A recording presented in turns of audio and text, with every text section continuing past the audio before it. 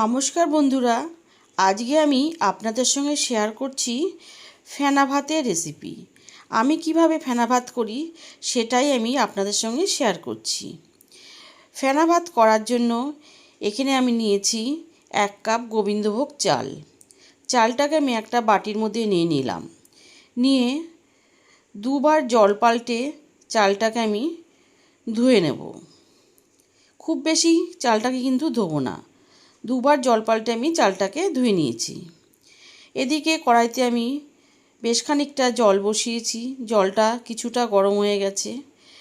জলের মধ্যে দিয়ে দিলাম আমি প্রথমে আলু, দিয়ে দিচ্ছি গাজর, আর দিয়ে দেব পেঁপে, কারণ এই সবজিগুলো সেদ্ধ হতে একটু বেশি টাইম লাগবে, আর গোবিন্দভোগ চাল খুব তাড়াতাড়ি হয়ে যায়। দিয়ে দিলাম একটু নুন, আর এখানে নিয়েছি আমি 1/2 কাপ মুগের ডাল। ডালটাকে ভালো করে ধুয়ে নেব।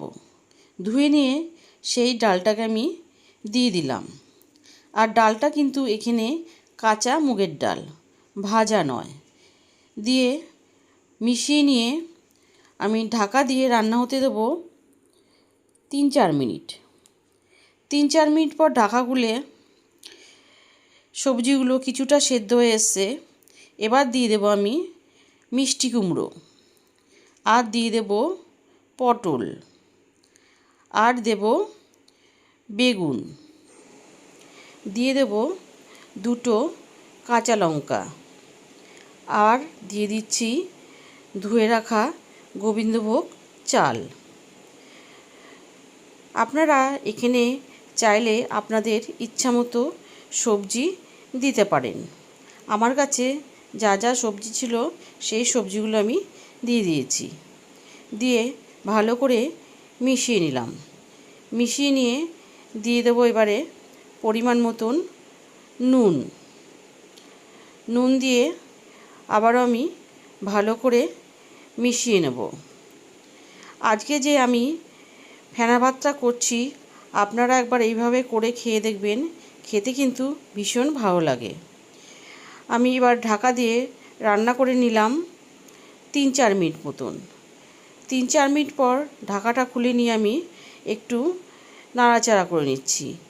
নাড়াচাড়া করে নিয়ে আবারও ঢাকা দিয়ে রান্না হতে দেব মিনিট 5।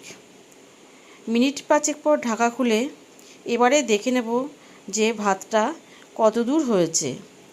দেখুন এখানে ভাতটা আমার আরেকটু হওয়া বাকি আছে। আমি নাড়াচাড়া করে নিয়ে আবারও ঢাকা দিয়ে রান্না করে নেব 4-5 মিনিট মতন।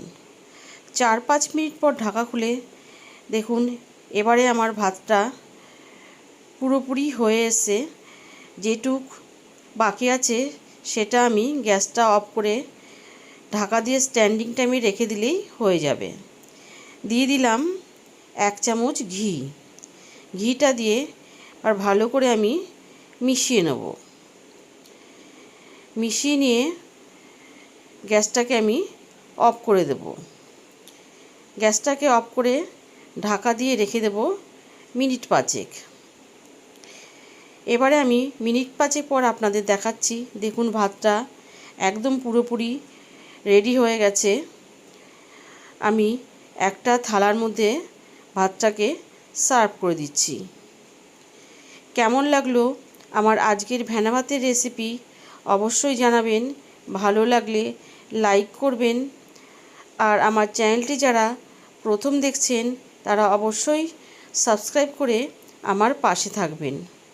সুস্থ থাকবেন, ভালো থাকবেন। ধন্যবাদ।